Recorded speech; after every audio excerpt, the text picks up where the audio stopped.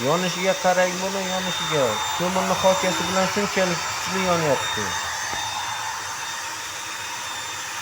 Assalomu alaykum obunachilar. Ko'rib turganingizdek, bu issiqxonani gazsiz, ko'mirsiz, ko'mirning xokasi orqali qizdiramiz. Bu katyol suvsiz, faqat havo orqali qizadi.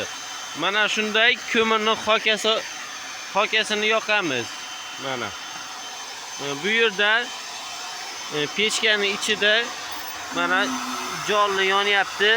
Ko'mirning xokasi garelkada yonyapti. Bunga havo uflaydigan apparat havo bilan yonadi. Bu yerdan esa yana bitta havo shlangi o'tgan. Bundan katyolning issiqligini mana bu trubalar orqali jo'natadi va havoni qizdiradi.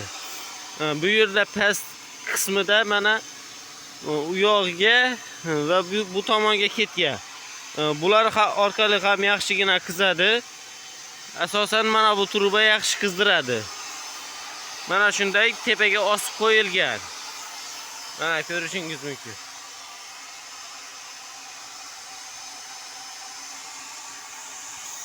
Buning eng asosiy afzallik taraflari hech qanday gaz va suvsiz, oddiy havo orqali. Buning ichida hech qanaqa suv yo'q.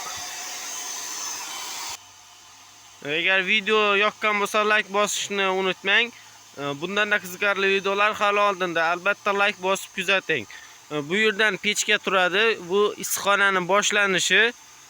Boshidan oxirigacha truba qo'yiladi. Mana shunday. Bundan tutun chiqib ketadi, ya'ni ko'mirning tutuni, ko'mirning xokasi orqali qizadi. Bu yerdan tepaga chiqadi bunday issiqlik tashqariga chiqib ketadi. Bu yerda truba issiq holatda turadi. Mana qo'l pishadigan darajada. Xona harorati yaxshigina qizadi. Bu hozir yangi qo'yildi. Hozirda xonaning harorati 15 gradus. Bu hozirgina yoqildi.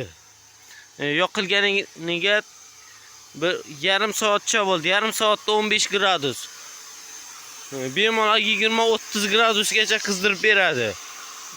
Bu yer uzunasi 22 metr, eniga esa 12 metr. Joy bemalol qizadi.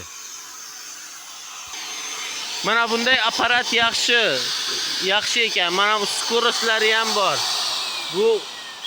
Mana bu kuchli uflaydi. Bunisi unchalik yaxshi bo'lmadi. Sababi bu unchalik kuchsiz ekan. Bunga qaraganda kuchsiz. Shuning uchun buni qo'ymadik. Va mana shu apparatni qo'ydik. Yaxshigina yoqib beryapti.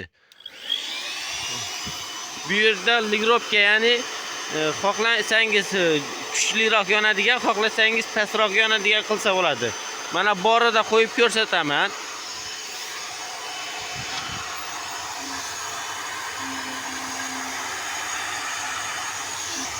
Mana yonishiga qarang. Juda kuchli yonadi. Shu yonish natijasida bu yerni ham qizdiradi. Bu yerdan havo uflaydi. Havo buning ichidagi issiqlikni trubalar orqali jo'natadi va xona yaxshigina qizadi. Mana yalin chiqyapti, ya'ni issiqlik chiqayotgani ham ko'rinyapti. Hozir kamerada unchalik yaxshi ko'rinmayapti. Video yoqqan bo'lsa, kanalga obязательно obuna bo'lib, like bosishni unutmang. Bundan da qiziqarli videolar hali oldinda.